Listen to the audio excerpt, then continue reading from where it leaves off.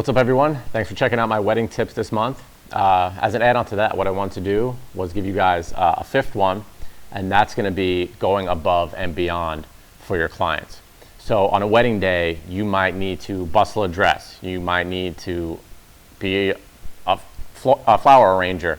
You might need to mediate with families or a whole host of things. You might have to be the quasi-wedding planner, right?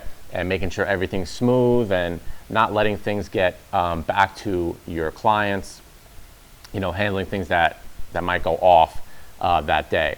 So you guys really need to be on point, step your game up, and show these people what is separating you from everyone else by going way above and beyond just showing up and taking pictures, right? So I want to give you guys a perfect example from an engagement session that we had recently.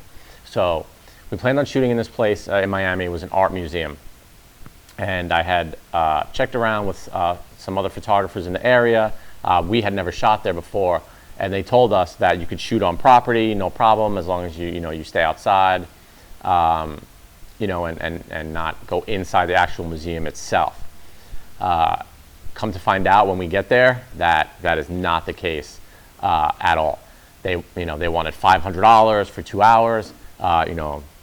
Neither us nor our clients were, down to pay for that at that point.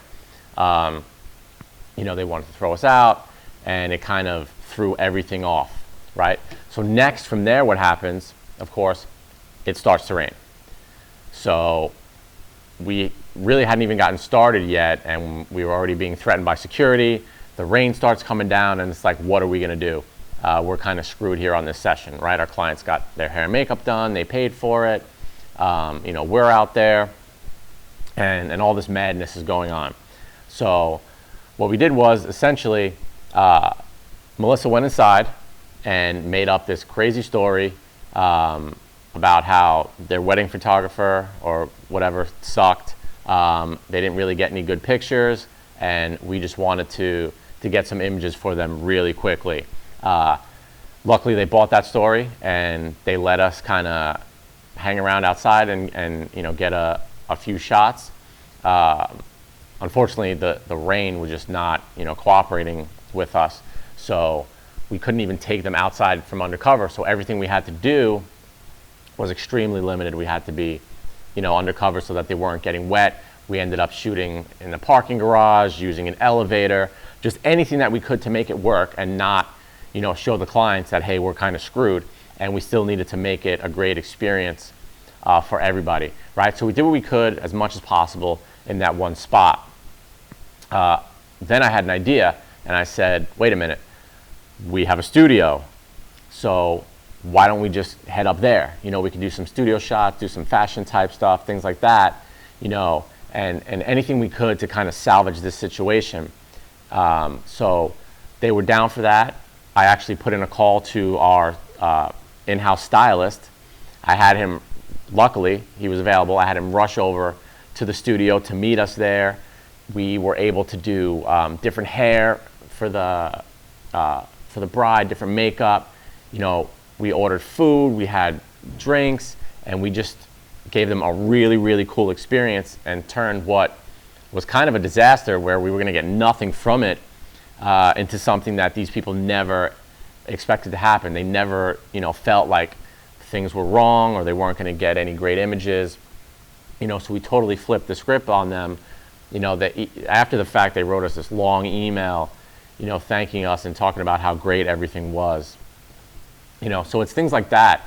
You guys got to be thinking outside of the box, and you got to be on your feet at all times in constant, make it work mode. What am I going to do, to get through this situation? How am I going to fix this? Even if it's not related to you, if it's not your situation, if it's flowers, if it's a dress, if it's a planner, right? If it's a caterer, anything like that, right? You guys, we're the experts, right? We know these weddings inside and out. We need to make everything on point, make everything perfect, and do everything we can to go above and beyond for our clients. Okay, so I highly encourage you guys to be looking out for situations like that. And do your best to alleviate those situations and do whatever you can, all right, for your couples, because they deserve it. They're spending a lot of money with you guys, and give them that great experience. That's it for my tips this month. I want to say this is probably going to be my next to last video, probably from Miami. As a lot of you may or may not have heard yet, Melissa and I are relocating to Syncada headquarters in O'Fallon, which is pretty funny because the first time I met Sal and they told us where they were from, it was like a place I'd never even heard of. I'm like, where the hell is O'Fallon? And now we're actually moving there just a few years later. It's pretty crazy. We're super pumped for that and all the new projects we're going to be working on. So thanks for tuning in this month, and we'll talk to you guys soon.